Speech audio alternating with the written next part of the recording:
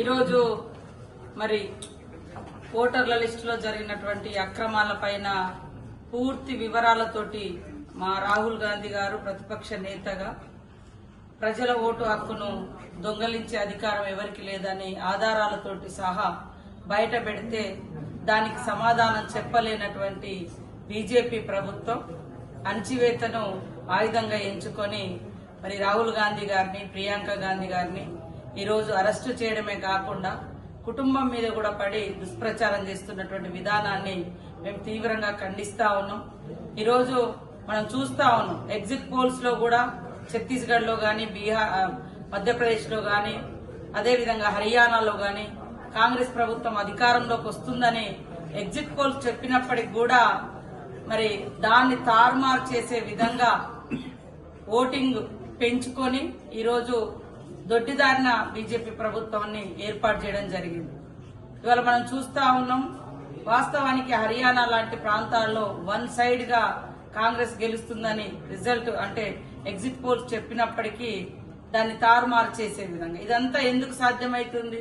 మధ్యాహ్నం వరకు చూస్తే ఓటింగ్ పర్సెంట్ చూస్తే 40%, 50% ఉంటాయి. సాయంత్రం అయ్యేసరికి ఎక్కడ లేని ఊహించని విధంగా పోలింగ్ టైం అయిపోయేసరికి అసలు ఎంత పోలింగ్ పర్సెంటేజ్ అయిందో కూడా తెలియని విధంగా మనం చూడడం జరిగింది. తెల్లారి ఇంత అయిందని వివిధ రాష్ట్రాల నుంచి కూడా లెక్కలు చెప్పడం జరిగింది. అంటే వాస్తవానికి ప్రజల యొక్క హక్కులను కాలరాసి ప్రజల యొక్క ఓట్లను దొంగలించి దొంగ ఓట్లను ఒక్కొక్క ఇంట్లో 200 ఓట్లను మరి నమోదు చేయించుకొని బీజేపీ నాయకులు అక్కడ వివిధ రాష్ట్రాలలో ఆ ఓటర్లను సాయంత్రం అయిన తర్వాత ఎక్కడికక్కడ రాజకీయ పార్టీలు గాని లేదా బూత్ ఏజెంట్లు గాని కొద్దిగా విరామం లాగా ఇచ్చినప్పుడు దొంగ ఓటర్లందరితో వచ్చి ఓట్లు వేయించుకొని అనూహ్యంగా ఓటు శాతం పెంచుకొని ఆ ఓట్ల ద్వారా మరి అధికారానికి వచ్చినటువంటి విధానాన్ని ఎంతో కష్టపడి రాహుల్ గాంధీ గారు ఒక్కొక్క పేజీలో బెంగళూరులో ఏం జరుగుతుంది, ఏం జరిగింది, హర్యానాలో ఏం జరిగింది, మరి మహారాష్ట్రలో ఏం జరిగిందని వివరంగా చెప్తే దానికి సమాధానం చెప్పలేక ఈ రోజు ఎలక్షన్ కమిషన్ చేసినటువంటి తప్పులను నిలదీస్తూ ర్యాలీగా పోతుంటే అక్రమంగా అరెస్టులు చేస్తారు. కేసులను ఈడీ పేరుతోటి మరి ఈడీని ఇంట్ల మీదకి పంపించడం. మనం ఇన్ని రోజులు ఈడీ, సిబిఐ ఇవే అనుకున్నాం, బీజేపీ తన యొక్క అస్త్రంగా వాడుకున్నది. ఈ రోజు చూస్తే ఎన్నికల కమిషన్ యొక్క మరి విధానం ఏందో కూడా బయట పెట్టడం జరిగింది. అంటే అధికారాన్ని రాబట్టుకోవడం కోసం దొంగ ఓట్లను వేయించుకోవడం కోసం ఈ రోజు ఎలక్షన్ కమిషన్ ను కూడా వాడుకుంటున్న తీరు ఏంటిదనేది రాహుల్ గాంధీ గారు స్పష్టం చేశారు. అదేవిధంగా అంటే స్పష్టంగా రాజకీయ నాయకులు మరి ప్రశ్నిస్తే ఇవాళ మాట్లాడి ఇది తప్పు చేసినని ఆధారాలతో బయట పెడితే ఒక దిక్కు భయపెట్టడం కోసం ఈడీ, సిబిఐలను పంపిస్తా ఉన్నారు.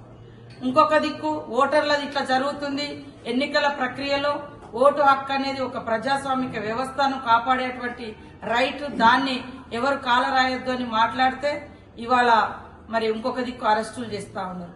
అందుకనే ప్రజలారా ఆలోచించండి. రాముడి రాజ్యం, రాముడి పాలన మాట వదిలితే జై శ్రీరామని మాట్లాడతారు. రాముని కూడా దేవుణ్ణి కూడా ఓట్ల కోసం మీరు వాడుకున్నప్పుడే మీ నీతి, మీ రీతి, మీ విధానం ఏందో అర్థమైంది. ఒక ప్రజాస్వామిక వ్యవస్థలో ప్రతి ప్రభుత్వం, ప్రతి పాలకుడు 5 సంవత్సరాలలో మేము ఏం చేస్తాం, ఏం చేసినాం అని చెప్పుకొని ఓట్లు అడుగుతాం. కానీ బీజేపీ కులాల పేరు మీద, మతాల పేరు మీద లేదా దేవుళ్ల పేరు మీద ఓట్లు అడుగుతున్నారు. ఎందుకంటే వాళ్ళు చేసింది ఏమి లేదు. పెద్ద పెద్ద పెట్టుబడిదారుల కోసం 16 లక్షల కోట్ల లోన్లు అప్పులు మాఫీ చేశారు, కానీ రైతులకు రూపాయి కూడా అప్పు మాఫీ చేయలే. ఈరోజు అది అడిగితే మరి రాముడి పేరు చెప్తారు, రామరాజ్యం అంటే ఈ రకంగా దొడ్డిదారిన ఓట్లను నమోదు చేయించి దొంగ ఓట్లను వేయించుకొని అంటే ప్రజల యొక్క ఓటు హక్కును చోరీ చేసి అధికారానికి రావడమా? లేదా వాస్తవాలు మాట్లాడే మరి రాహుల్ గాంధీ గారి కుటుంబం ఈ దేశం కోసం సర్వం త్యాగం చేసినటువంటి కుటుంబం. ఏ రోజు వాళ్ళ ఆస్తుల కోసం, అంతస్తుల కోసం, అధికారం కోసం పాకులాడే కుటుంబం కాదు.